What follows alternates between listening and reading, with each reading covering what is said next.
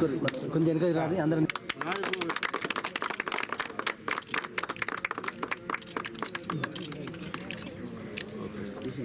ఒక్క నిమిషం ఇట్లా 41 లక్షల రూపాయలు ఇవాళ రేవంత్ రెడ్డి గారి నాయకత్వంలో మరి మీద 100% పూర్తి రైతుల పట్ల 40 సంవత్సరాల కిందనే తయారు చేసినటువంటి ఆయిల్ కంపెనీ మనం అక్కడ శంకుస్థాపన చేసుకోవడం జరిగింది. ఇంకా వచ్చిన గౌరవనీయులు పెద్దలు పెద్దపల్లి శాసనసభ్యులు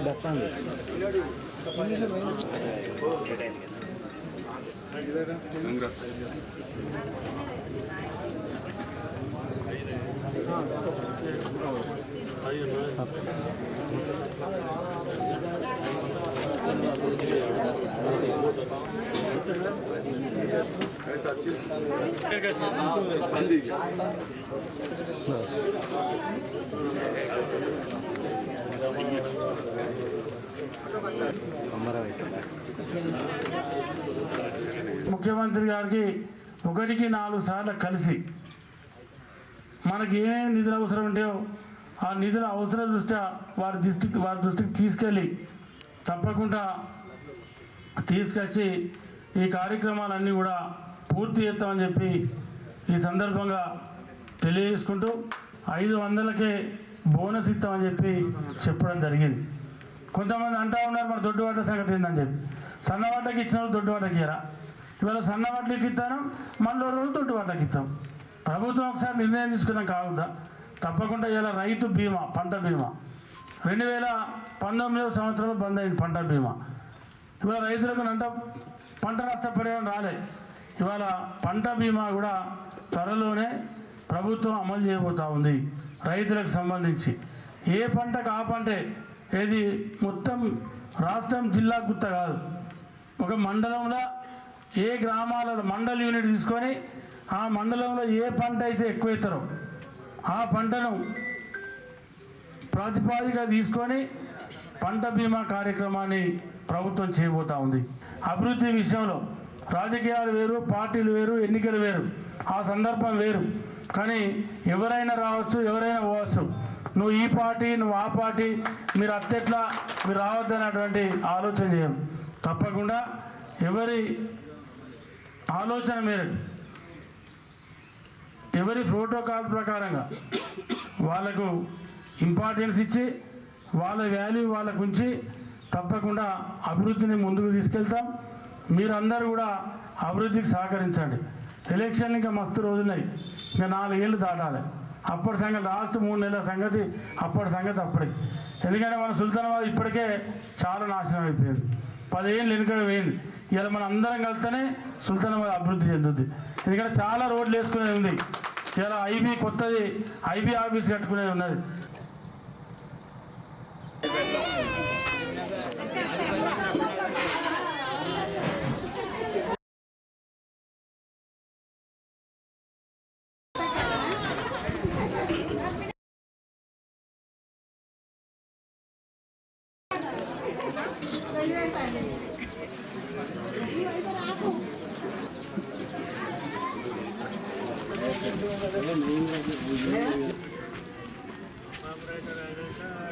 సంఘం తరఫున సంఘ సభ్యులు ఎవరు చనిపోయినా కానీ 5,000 ఇస్తున్నాం. కాబట్టి ఈరోజు గోపి రాజారాం అనే మన సంఘ సభ్యుడు చనిపోవడం జరిగింది. కాబట్టి వారికి 5,000 రూపాయలు చెక్కు ఇవ్వడం జరిగింది. అలాగే బుర్రా రామాదేవి ఇటీవల మరణించడం జరిగింది. ఆమెకు కూడా 5,000 రూపాయల చెక్కు ఇవ్వడం జరిగింది. ఈగ లచ్చిరెడ్డి అనడైన మన సంఘ సభ్యుడు, ఆయన కూడా మరణించడం జరిగింది. కాబట్టి వారికి కూడా 5,000 రూపాయల చెక్కు ఇవ్వడం జరిగింది. అలాగే మన సంఘ సభ్యులు వాళ్ళే మన సంఘానికి పట్టుకొమ్మలు కాబట్టి వారికి ఎంతో కొంత మన సంఘం తరఫున అధ్యయాలనే ఉద్దేశంతో సంఘ తీర్మానం చేసి మేము ఈ కార్యక్రమం చేయడం జరుగుతుంది. ఇంకెవరైతే రానటువంటి వాళ్ళలో వాళ్ళందరూ కూడా రెడ్డి గారి నాయకత్వంలో ఈరోజు పెద్ద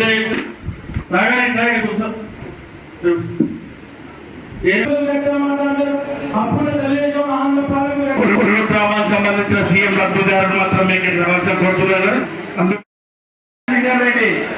కే లలిత, గోనెలు కే పైపాల్, కే హరీష్ తొమ్మిడియా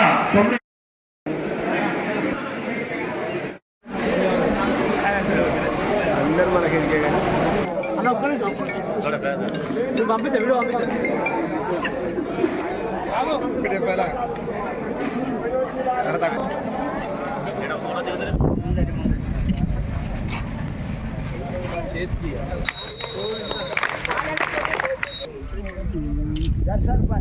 చూడండి ఒకసారి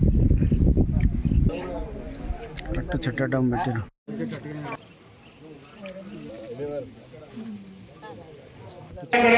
కొంతమంది మాకు రుణమాఫీ జరగలేదు అని చెప్పి మాకు అక్కడక్కడ చెప్తా ఉన్నారు. ఇలా రైతు రుణమాఫీ జరగనటువంటి వాళ్ళు ఎవరైతే ఉన్నారో ఎక్కువ వరకు రేషన్ కార్డు లేని వాళ్ళు రుణాన్ని రెన్యువల్ చేసుకున్నారు. ఈ ఇద్దరికి ఏదైతే ప్రభుత్వం ఆనాడు ఎన్నికల ముందు కటాఫ్ డేట్ పెట్టిందో ఆ కటాఫ్ డేట్ ప్రకారంగా ఉన్న వాళ్ళందరికీ రైతు రుణమాఫీ జరుగుతూ ఉంది. ఎవరైతే రైతు రెన్యువల్ చేసుకోకుండా ఉండి దాన్ని అశ్రద్ధ చేసి నెగ్లెక్ట్ చేసి ఎవరైతే రైతు ఉన్నాడో వాళ్ళకు మాత్రమే రైతు రుణమాఫీ ఆగింది. మీకు అందరికీ నేను హామీ ఇస్తా ఉన్నా, ఎవరైతే వాళ్ళ రైతు రుణమాఫీ జరిగిన వాళ్ళు ఉన్నారో రేపు 2 లక్షల రుణమాఫీ జరిగిన తర్వాత మిగతా వాళ్ళ గురించి కూడా ప్రభుత్వం దృష్టికి తీసుకెళ్తాం, బ్యాంకులతో మాట్లాడదాం, వాళ్ళకు కూడా రైతు రుణమాఫీ జరిగే విధంగా ప్రయత్నం చేస్తామని చెప్పి ఈ సందర్భంగా మీరు గుర్తు చేస్తా ఉన్నా. ఇవాళ బీఆర్ఎస్ మాట్లాడుతూ ఉన్నారు, బీజేపీ మాట్లాడుతూ ఉన్నారు. బీఆర్ఎస్ మాట్లాడుతారైతే అది ఒక విచిత్రంగా ఉన్నది. ఎందుకంటే వాళ్ళకు మాట్లాడే అర్హత లేదు రైతుల నుంచి. ఇవాళ 2014, 2018లో రైతు రుణమాఫీ అని చెప్పి 5 విడతలలో రైతు రుణమాఫీ చేశారు. మీరు బ్యాంకులలో చూసుకుంటే ఏ రైతు కూడా కనీసం వడ్డీ కూడా మాఫీ అయినటువంటి దాఖలాలు లేవు.